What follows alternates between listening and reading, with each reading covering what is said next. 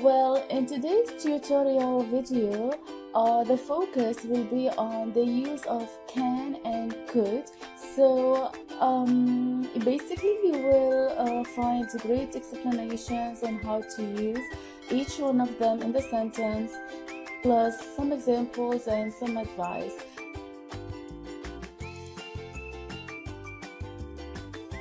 These two are so important, guys. Why? The reason is because both of them are connected with abilities. Like, what can you do? For example, I can walk, I can cook, I can sing, I can dance, I can sleep, I can read, I can study, I can speak, I can. Like something that you can do. Could is related to the past tense. So this is the general meaning behind can and could. Now let's look at the grammatical structure. Like, how can we use can in the sentence? I mean, can and could in the sentence.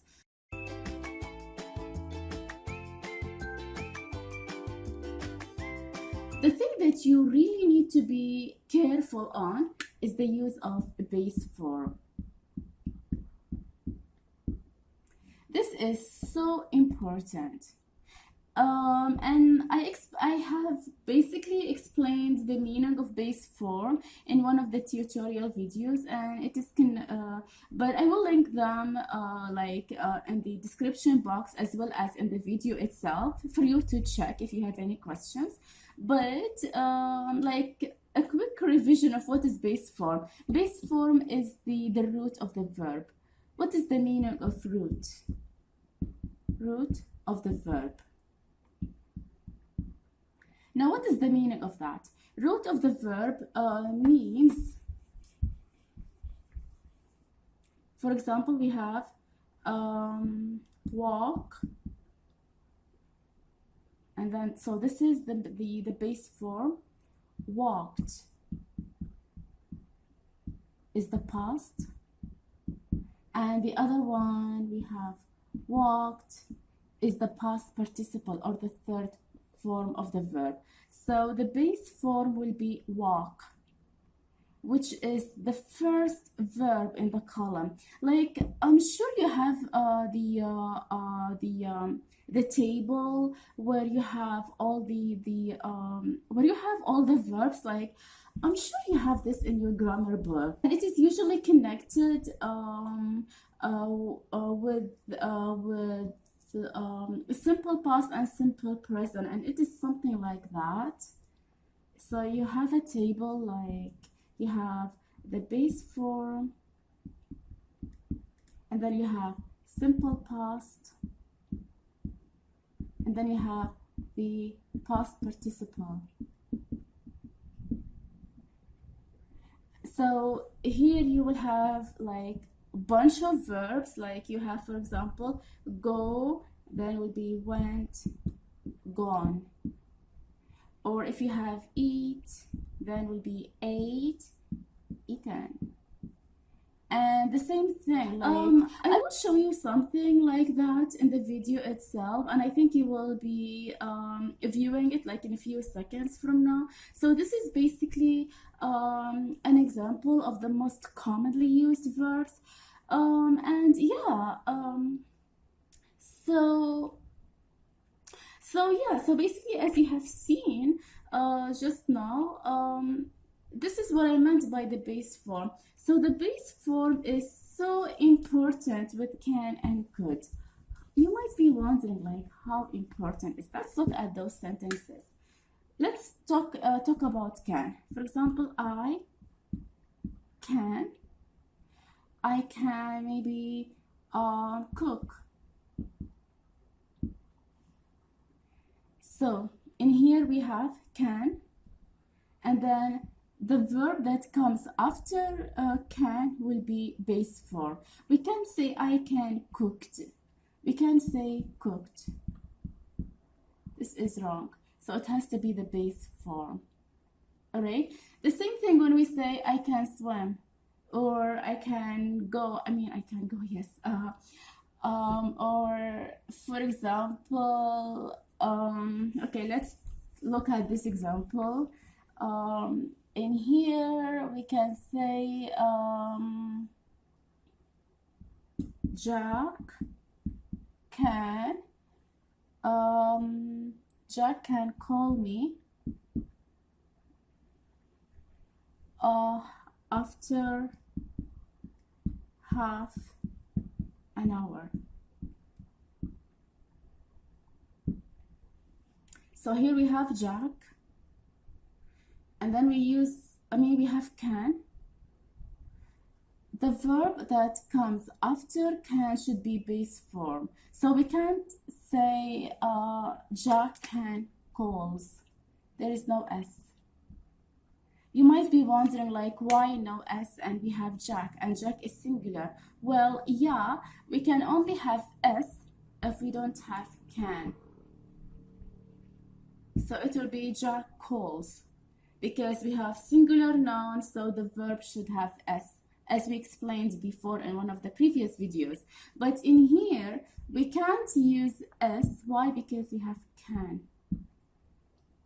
All right? So whenever you have can in the sentence, the verb that comes after can should be the base form. You should not add anything to the verb. No S, no ES, no IES, nothing. Why nothing? Because of can. So you have to be careful and you have to remember this. All right?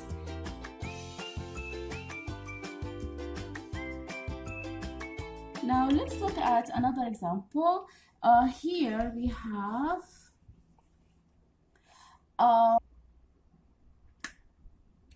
I can help you with your homework after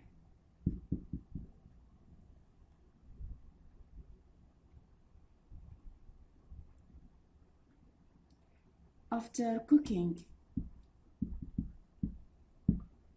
All right, so here we have I, which is the subject pronoun, followed with can. It shows ability, that I can do something. The verb after can is help. So help here is a base form. The same thing if we have, for example, subject pronoun he. Like, he can help you with your homework after cooking. Or maybe, yeah, there are guys who cook, so we don't need to change it. No, because I was actually thinking of changing cooking since I'm using he, but I remember that a lot of guys nowadays can cook, so no need to change the sentence. Okay, anyway, our focus is not on who is cooking, but our focus is on can. So the verb that comes after can should be base form. So we should not add any extra letters in here. There is no S, no ES, no IES, nothing. Base form. All right, now let's look at could.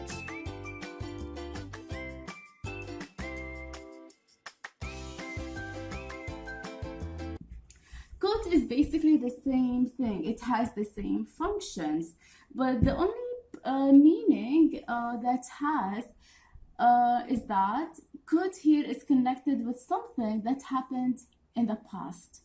Like, for example, I could speak maybe 2 languages, for example. So we used I followed with could and then speak. So again, the verb after could is base form. But what is the meaning of this sentence? The meaning is connected with something that happened in the past, because it is could. All right, so this is the only difference between the two. If you want to show your ability regarding something that happened in the past, we use could. We use as for can is connected with the present. All right, so this is the only thing. And as for making questions, like sometimes, right, if you want to ask for some help, right, we would usually prefer to use could. Like, for example, could you please help me with my homework, for example. So we started with could. Why? The reason is because if you want to ask for some help in a very polite way, so we use could. It's like, could you please help me with my homework? And also, if you start with could, the answer would most of the time be yes, because it's like when you say, please could you help me, or could you please help me. But with can, it's like, can you help me? Usually we when you say can you help me, the answer might be yes I can, or no I can't, or maybe no I'm sorry I can't. All right. And also, if you want to use can in the at the beginning of the question, it can be, for example, like, can I talk with you for a moment, please? So here we started with can, all right, followed with the base form, and in here it's like, can I talk with you for a moment?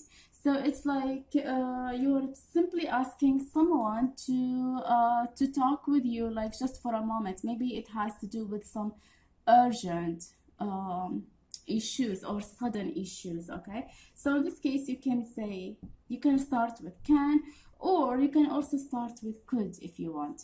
There isn't any problem. All right, but the only thing that you need to remember is the base.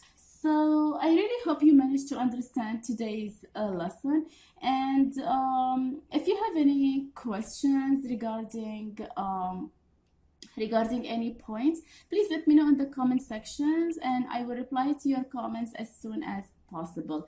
And yeah, I think I covered everything. Oh yeah, there's one thing that I forgot to add. When it comes to the negative part, if you want to say that you can't do it, for example, like, can I talk with you for a moment? And then you can say, you can simply add not in the sentence by saying, I'm sorry, for example, I'm sorry, I can't, or I cannot. Okay, so basically the same thing, like I cannot talk, or I cannot, or I can't.